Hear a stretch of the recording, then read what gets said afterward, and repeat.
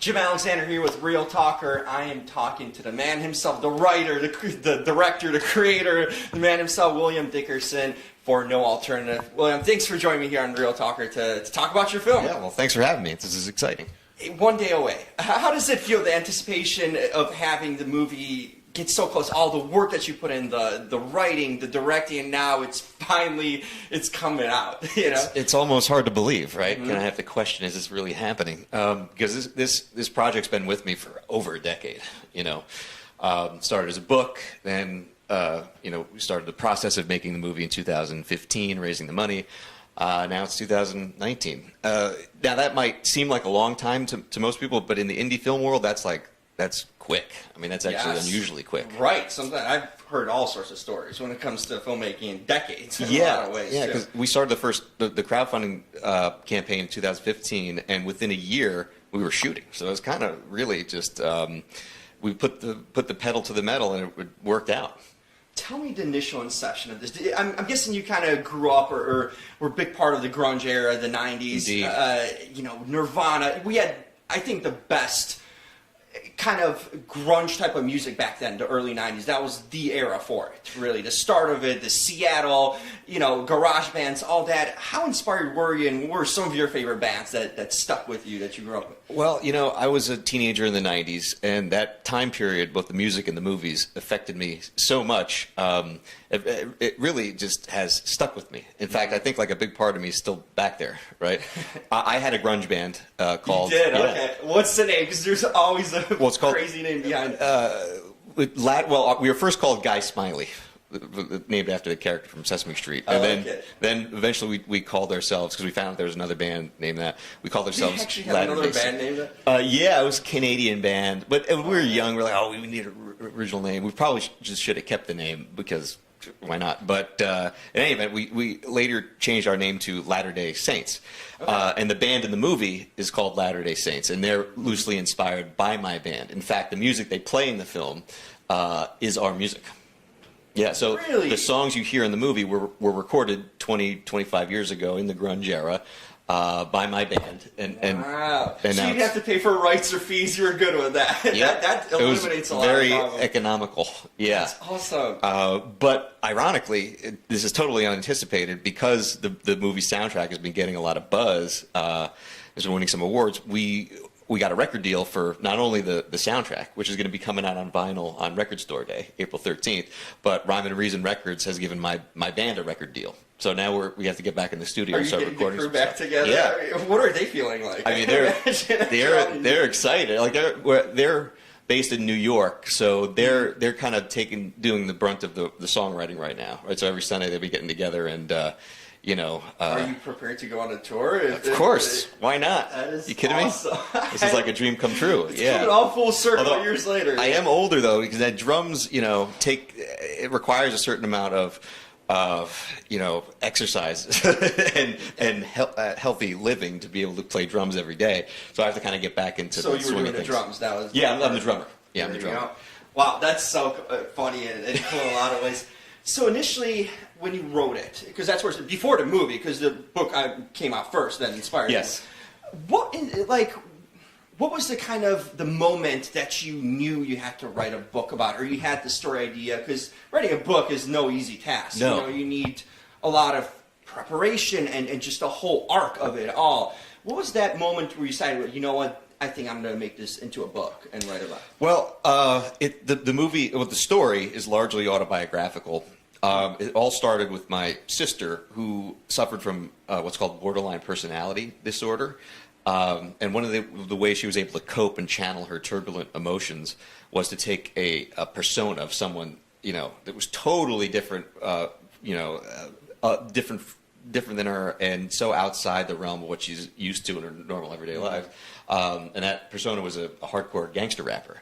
And my sister went around and did this, you know. But it was also a time period where grunge had become a trend, and gangster rap was arguably the more punk rock movement of the time, right? Mm-hmm. So for her, this sort of preppy white girl to go out and rapping, you know, in this very controversial way, people were enthralled by her. Either they loved her or hated her. There really wasn't anything in between. But I always thought that character would really be a great, just a great seed for a film, and that's really where it all began. Wow, so you had this kind of conflict of almost music interests in a family, right? Well, exactly. Yeah. Well, and in the film, they butt up against each other, right? Because Thomas is doing his own thing with the grunge movement, and she's very critical of that, like you're just another follower. Right. And she's to be an original. Yeah, and she's going off doing this stuff that at the time, I mean, this is before Eminem, right? So she was kind of ahead of her time in a bit, in a way. I mean, Vanilla Ice maybe closest to it in a way. Yeah, right? I would say it was a bit more of a joke, but the Beastie Boys. Beastie Boys. Okay, yeah, there we go. There's someone. I'm from New York. Grew up on the Beastie Boys. Love them. In fact, her rapping is a bit similar to that. But yeah, I mean, she would go out and do her thing, and it was kind of a cathartic way to channel some of the darker stuff that was going on. You know, you kind of lead into the next thing I was going to ask. That era is a lot, you know, we started hearing about suicides, I think, in the 90s. That's when, because before that, it was happening, but it was kind of an unspoken thing. And in the 90s, the music really brought it out. And, you know, with Kurt Cobain and all this stuff, it really kind of gave it a mainstream, in a sense, attention, awareness to it, too. Absolutely. And, you know, it's funny, I was driving down right now to the interview, and on Vine, I saw a suicide big billboard that said, "Let's talk about it." Really? Yeah. Oh, and it was cool. this giant billboard on Vine.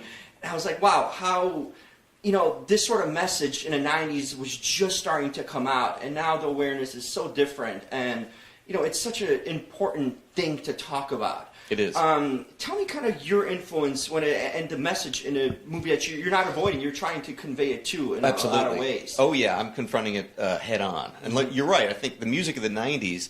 I mean, I would say that suicide was a theme that ran through most of the music, most of the songs from bands like Alice in Chains, Soundgarden, and Nirvana. I mean, in hindsight, you listen to In Utero, Nirvana's In Utero.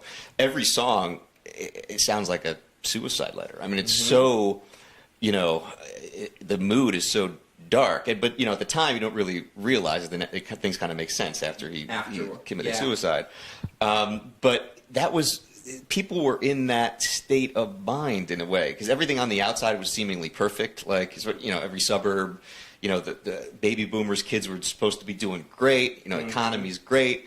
So if you felt weird on the inside, or you were suffering from some mental illness, or something was off, you felt like you couldn't talk about it because everything had to be perfect, right? I have to keep up with the expectations my family have for me. I have to be as perfect as the white picket fence outside my house. So if you mentioned that to probably your parents' family, they would have thought like you're either joking or crazy, which you've been blown off in a sense, and not. Yeah, exactly. Be blown off, or, you know, the typical reaction, you know, snap out of it, take a nap, you'll be fine, just, you know, be fine tomorrow. But what people don't realize is that suicide it's akin to a disease like cancer, right? You can't just, you need chemotherapy, you need treatment. You can't just will yourself out of suicidal thoughts, right? Or mental illness, right? And you know, my sister unfortunately passed away from her illness, and it was one of those things where I knew she was going to die at some point. She was dying of the mental illness equivalent of terminal cancer. But when she died, that didn't make it any easier to absorb, right? Someone else, you know, dying, whether it's by suicide, through an overdose, or some sort of result of mental illness, it's so hard for us to comprehend because society's just has just hidden it forever. You know, and like you said, we're starting to become more open as a society, but we still have a long way to go. But really, a big, we can make a really big step just by discussing it and just by talking about it. Because, look, I mean, one of the top 10 leading causes of death in this country is suicide. Every 15 minutes, someone commits suicide in this country. And it's a thing, it's unlike cancer, it's so preventable. You know, if you get it early, someone to talk to or someone to pay attention to it. You know, absolutely. And that's one of these killers that we could stop in so many ways. Yeah, and part of it, because, you know, you would look at someone with a cast on their leg, you probably assume that person has a broken leg, right? But you can't detect what type of mental illness someone has unless they're open and want to talk about it. The only way they want to talk about it is if it's destigmatized, if they think they're not going to be judged, right? So it would help if society was more encouraging in that respect. And there are so many different treatments now, whether it's medicinal or therapeutic. But the key is to diagnose it properly. Like my sister was borderline. She didn't get diagnosed with that until 10 years after being treated for a variety of different things. And by that point, she was addicted to drugs. The treatment for borderline personality, it's not drugs. It's behavioral therapy, right? So part of the problem is correctly diagnosing these diseases. And if we're more open about it and we're encouraged to talk about it more, I think we'll get the diagnosis will be more precise and accurate. Yeah, like we go to the doctor for different causes, a cold or whatever it is, a strep throat, but our mind needs treatment too sometimes. There's a doctor we need to go for this because it's not only physical, mentally we need treatment at all times because we go through ups and downs in our life. Everyone goes through them, and 100%. Yeah, at some point in your life. In their lives. Yeah, look. It's so common that I think people think, oh, you're mentally ill, it's a life sentence or it's something that you can't get rid of. That's not true. And also it's something, someone might have temporarily for a day, a couple of days. The brain is part of the physical body. Oh, yeah. And I know I get mentally exhausted, stressed. Oh, yeah. It just happens through natural everyday life 100%. stuff. 100%. Some things you need to have a way to release them. Yeah. So hopefully with the movie, obviously I want to entertain people and want people to go back to the time of the 90s. But if they're going to take anything away from it, I want them to take away, that is suicide and mental illness being portrayed as authentically as possible. I mean, I tried to reflect how I saw it in my life, which was authentically observed. And if they come away with it, talking about it more, or just having suicide become a more common topic in their just conversations. I mean, I think that would be great. I mean, that would be my primary intention. You seem like you've had a pretty interesting life in a lot of ways. You wrote, you've done music, and now you have a film coming out. What are some things, I'm guessing in a sense, this might answer my question too, but what are some things you're passionate about, enjoy in your everyday life? It does seem like these sort of things are part of your everyday passions in a lot of ways. Oh, right? Yeah. I mean, look, I'm lucky in the sense that I grew up loving music and movies, right? And now my career is music and movies, so it's fantastic. But it's also, it's a struggle. Like any kind of artist, making art for mass consumption is very difficult to do, and there's a lot of personal sacrifice that comes your way, and financial sacrifice, right? So it's you got to be compelled to do it, and I'm fortunate that I'm working in the fields that merge with my personal passions. Other things I like to do, outside of music and movies, not too much. I'm just starting a family. I have a boy who just turned a year and a half. So what's that like? It's like being a dad. That's a whole new world. That's a lot of responsibility too. It is. I don't have kids, but I could imagine. I talked to my friends who recently had kids for the first time. They're like, my life, the moment my child was born, it changed completely. Like, there's this thing that hits you. Like, it's not about me anymore. Yeah. It's a different purpose in life. It's great. It's obviously it's a lot of responsibility and a lot of pressure, but I see why why children bring their parents so much happiness, because it takes you completely out of your own mind, right? Mm-hmm. All that your ego and selfishness goes out the window, and you have to be in the present, assessing your child's safety and livelihood. And while that might sound concerning and stressful, that actually takes away a lot of your own all the other stuff you're worried about. The nonsense that you would worry before. Now it's like, there's something more important and it's channeled in a better place. Exactly. It prioritizes what's important, and you get a natural satisfaction by focusing on someone else who literally needs you to survive every 5 minutes. So it's been great. He's happy. He likes to laugh. So we'll see. Good. That's a good start. Yeah. He likes to cry too, but cry. I'm sure. No, but it's that's a whole new adventure. I used to call my movies my kids, and my parents would not like that, but now they're like, did I actually have it? So now you actually have it. You're going to introduce him to music, I'm guessing, at some point, right? He's already been introduced to music. Yeah. I have a turntable. I play him every time, most of the time when he comes home, I play him a record. So now he's conditioned to just go up to the record player and point it. He's like, point, point, I want a record. And if I don't play it, he gets very upset with me. It's already channeled early on. Yeah, exactly. There's no one. I think he's going to pick it up on his own that way. That's fantastic. Yeah. What's the music you listen to now? What are some of the? You still go back to some of the favorites you grew up with?